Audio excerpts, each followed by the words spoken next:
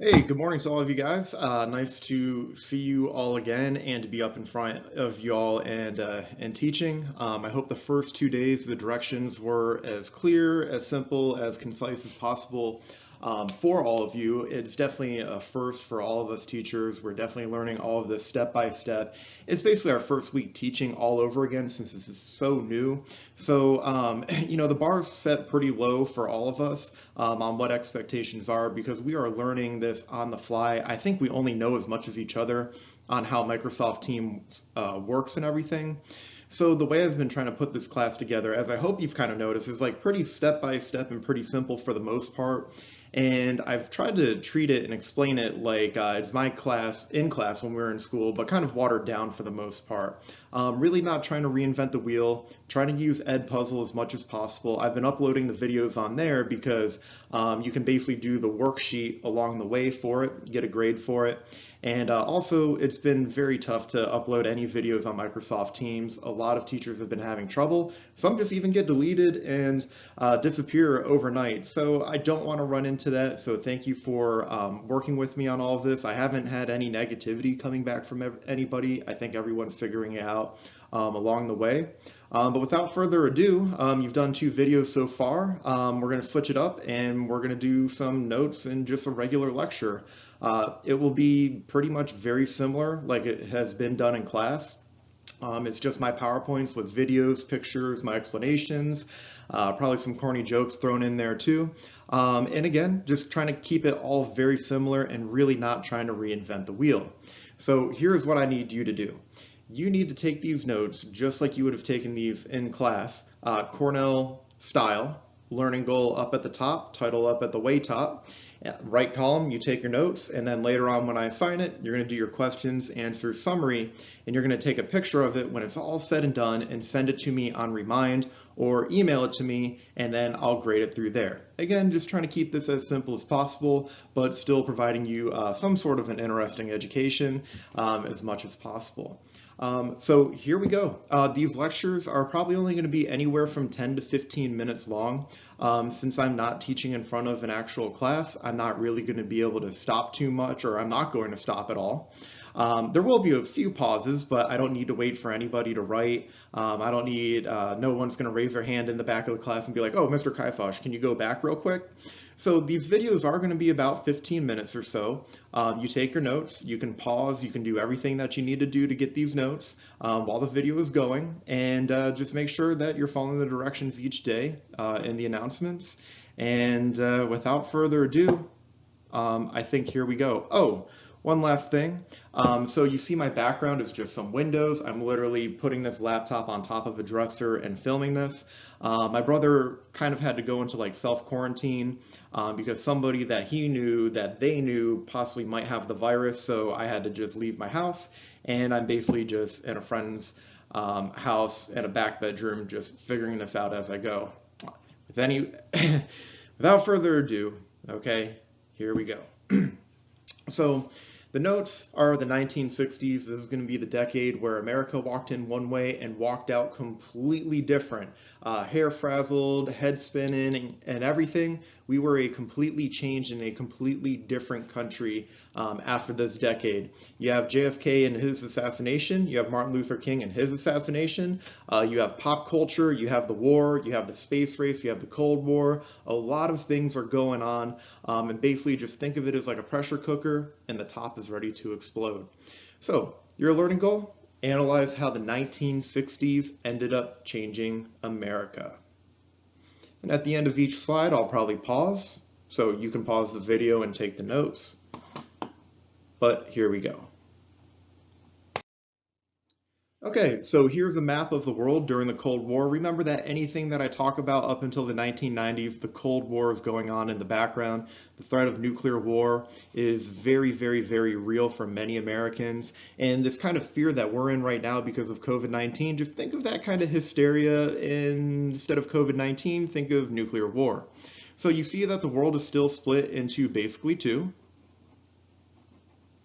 But take a look down at this country right here, right off the coast of Florida. It is Cuba, and you can see that they're going to turn communist, and that is going to open up the 1960s. United States, Soviet Union. And remember the 1950s in that one video that I had you watch right before this? The 1950s closed with the United States and Russia really just on very, very, very bad terms. And it's just going to probably get even worse in the 1960s. This is a picture of communist North Korea and free South Korea. Communism. You can see it from space. Not much electricity in North Korea. So here's our president, Harry Truman, little review. He set the tone for the Cold War against the Russians, very, very hardliner versus Stalin, and he was president from 1945 to 1953. We have Dwight D. Eisenhower, our main general in World War II. We get the interstate highway system from him, two-term president from 1953 to 1961. He's going to barely be in the 1960s. This is the leader of the Soviet Union. He was leader when we had about 3 different presidents. He dealt with 3 different ones. His name is Nikita Khrushchev, 1953 to 1964. You're going to see his name pop up a lot too. And John F. Kennedy ends up getting elected in 1961, but you can see that he was assassinated in 1963, but he still did have a major mark on our history. This guy right here, his name is Fidel Castro. His name should sound pretty familiar because he was the guy who ended up overthrowing the Cuban government, which was led by a guy named Batista. Batista was basically a dictator for the most part, very, very friendly to America, but not the most popular with the Cuban people. Fidel Castro ended up rising up against him, throwing out our ally Batista out of there, and he ended up making Cuba communist. Here's a map of where Cuba is. And here's Florida. And you can see that these are missile sites that we were able to map out. There's nothing wrong with the country having missiles. We know that all countries around us do, but there's going to be a problem with these missiles that we ended up finding out. Also, Fidel Castro, if you did not know this, and if you know him pretty well too, he actually had a $5,000 signing bonus in 1949 to go be pitcher for the New York Giants. They'd later become known as the San Francisco Giants. But yeah, if he ended up taking this contract, Cuba maybe never would have become communist. But go figure, little Applebee's trivia night fact for you. So, Cold War abroad in the 1960s. 1959, Cuba goes communist. Fidel Castro ends up overthrowing Batista, and he instills a communist government right off the coast of Florida. Not good. So we did not want this communist country right off the coast of Florida. So President Eisenhower, along with the CIA, come up with this plan to invade in an area known as the Bay of Pigs. Tampa Bay, Bay of Pigs, it's a Bay Area. It's in the south of Cuba. I'll go back to that previous slide. Never mind, I can't do that. Just found out something new right there. But anyways, it is in south of Cuba, and we are going to hire and train thousands of Cuban exiles. These are people that left Cuba when Cuba turned communist. And we're going to train them. Down near Fort Myers, there's an area called Pine Island. It's the largest island in Florida. I used to live down there. Down in the Miami area, down in South Florida, the CIA trained these people to use weapons and learn military tactics to invade Cuba. This was President Eisenhower's idea to do this. Eisenhower's not president anymore in 61. John F. Kennedy goes in, and he goes, all right, we'll go through with this plan to invade Cuba. The Cubans will invade, we'll provide air support, naval support, while the Cuban exiles invade and do the actual dirty work on the ground. But JFK is very hesitant. He doesn't want to tick off the Russians or anything like that. And at the last minute, the Bay of Pigs invasion fails miserably. So the Cuban exiles get in their boats, they launch, and right at the last second, John F. Kennedy goes, no air cover, no naval support, we are leaving, and these Cuban exiles went in there just with machine guns, no heavy artillery, no support, and they were absolutely slaughtered. He pulled the rug out from under them, and it only made Fidel Castro that much stronger, and it was a huge PR win for him and a major PR loss for John F. Kennedy. It was a huge embarrassment, and this is how the 1960s opens up for the United States.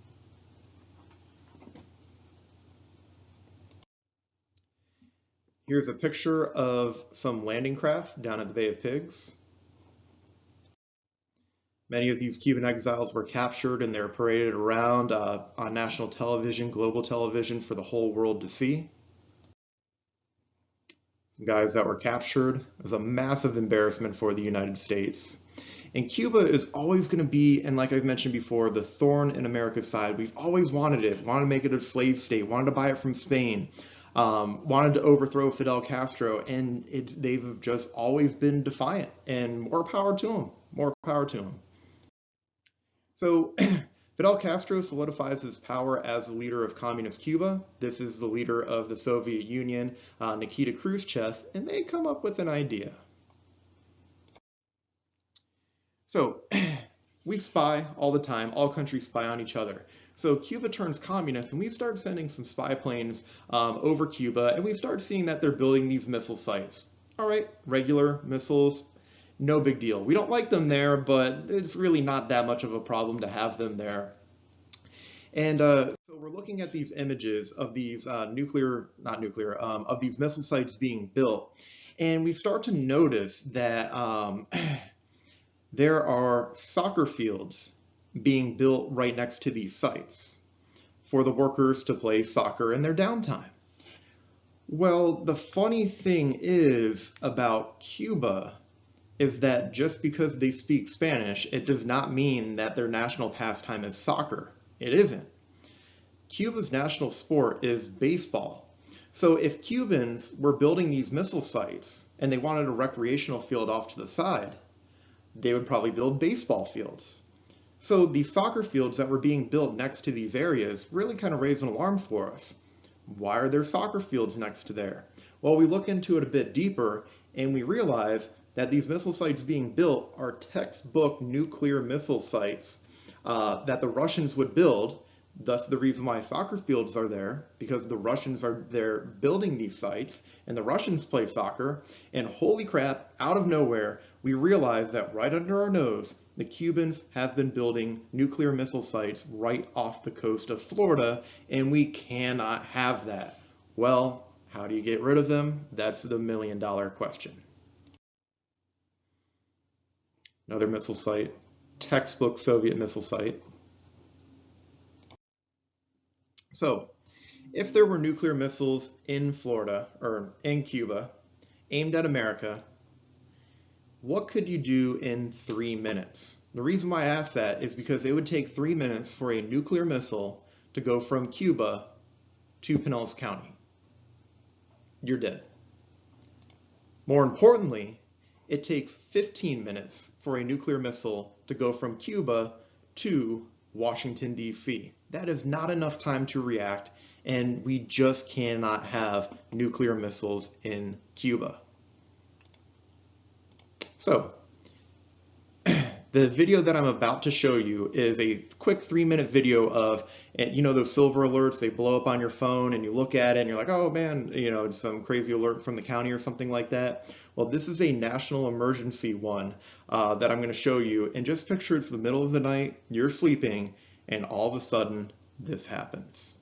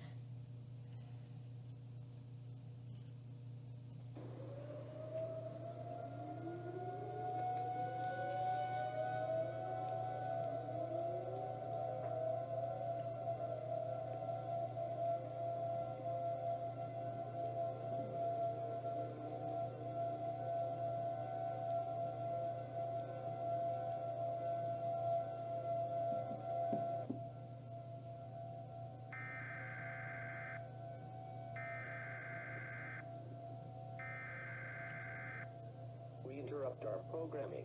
This is a national emergency. Important instructions will follow.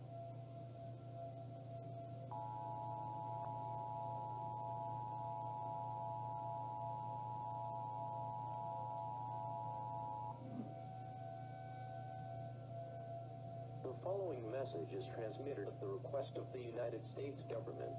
This is not a test. A nuclear attack is occurring against the United States.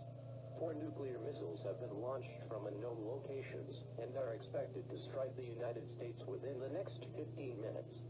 Due to the uncertain tracks of these missiles, all residents of the United States should seek out and prepare to take shelter immediately. If you know of a nearby location that has been designated as a fallout shelter, go there now. Otherwise, go to a basement or other interior room on the lowest floor of the building. Do not use elevators. Block all windows and place as many objects between yourself and the outside as possible. Have a battery-powered radio for your stay in the shelter. Tune to stations providing news and information for your area. The President will be speaking on all stations shortly. Stand by for this message.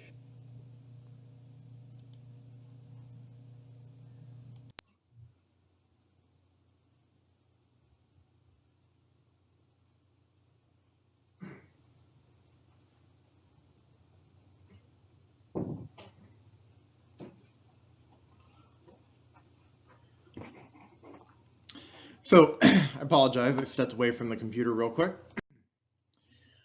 So with that being said, the first thing that John F. Kennedy does, ooh, had to run up some stairs.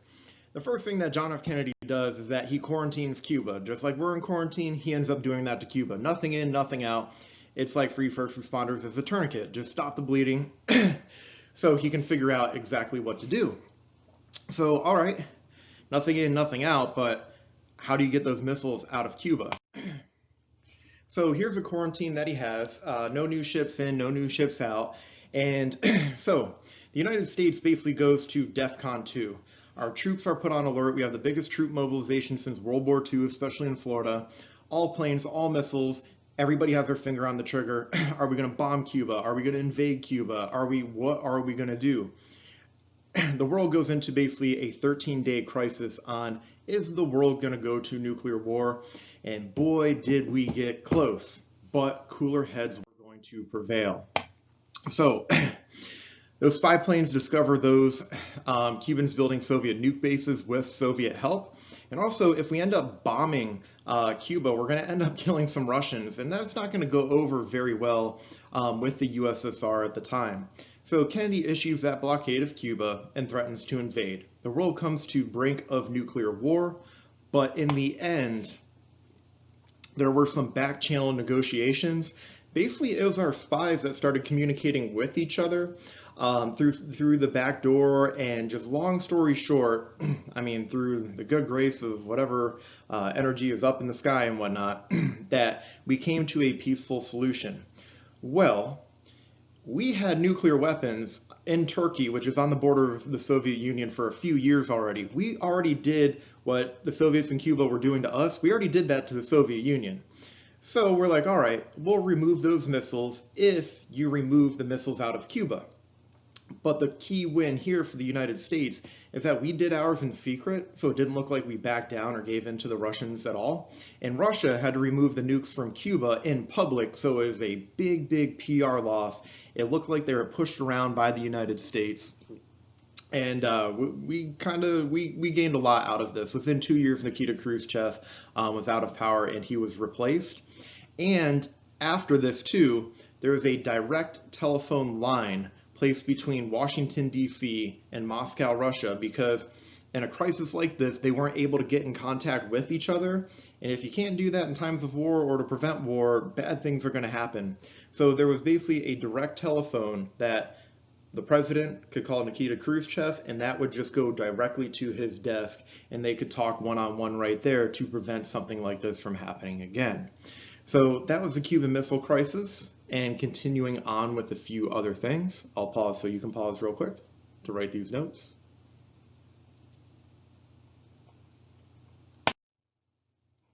JFK and Nikita Khrushchev. So the space race of the 1960s, US and the Soviet Union compete to launch rockets and satellites faster and farther into space. The big thing about these missiles, it's not necessarily for research and all that. It's to be able to put nuclear weapons on the front of these missiles and deliver them to our enemy and then and so they can deliver them to us. Yeah, it was nice to go into space, sure, but in the end it was about weaponizing this stuff too. But the Soviets launched Sputnik in the early 1950s, and we end up going farther and much, much farther and actually landing men on the moon in 1969 and getting them back alive too, and that was going to be a huge win for us. Again, the Cold War was just one big competition. So one of the biggest symbols of the Cold War was this thing called the Berlin Wall. The Berlin Wall is much different than the Iron Curtain. The Berlin Wall was a literal wall built in the city of Berlin. So remember, Berlin was this tiny city in the middle of big Germany, okay? But we had half of Berlin, but it's surrounded all by the communist side. So tensions definitely started to escalate big time, and Nikita Khrushchev realized that in the 1960s, a lot of his people in East Berlin were leaving to go to free West Berlin, and that did not look good if his people were trying to leave the most glorious communist system of all. So in Berlin, he ended up building a wall basically overnight. It was 100 miles long to not keep us out, but mainly to keep his people in. That doesn't look good if you have to build a wall to keep your people in. But anyways, this was going to be up for the next 30 years, and it was going to be one of the greatest symbols of the Cold War and the division within the world during this time. So the next video that I'm going to show you is just a couple minutes long, and it'll definitely give you some good information on exactly what the Berlin Wall was. And we'll finish up with a slide right after that.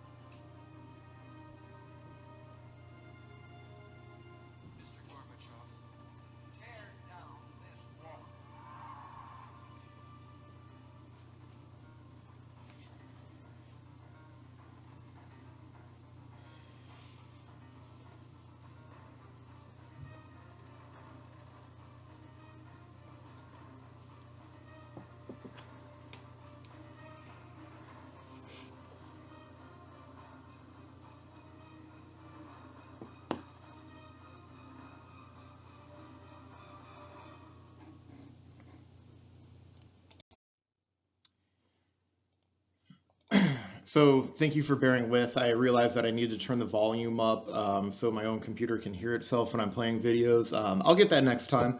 But what you see here is an actual piece of the Berlin Wall in New York City. I ended up taking this picture, and this little character right here became a pretty common character all along the Berlin Wall. I don't know why, it just happened. But if you go to New York City, you can go and see this. It's tucked away right by the World Trade Center Memorial. But it's there, and it's one of the few pieces that we actually have. If actually intact piece of the Berlin Wall. So what we're going to get into next, and much more in depth starting in the next lecture, is the Vietnam War. Up until that war in Afghanistan that basically just finished for us, the war in Vietnam is going to be the longest war in American history. 500,000 U.S. soldiers are going to be there by 1969. It's going to be very contentious. There's going to be a lot of people at home that have an opinion. It's really going to tear this country apart a lot, and it's one of the main dividing factors within this country at the time. And you're going to see that we slowly got involved into it, but then in a matter of 5 years, we are heavily involved, and it just is a major moment in U.S. history.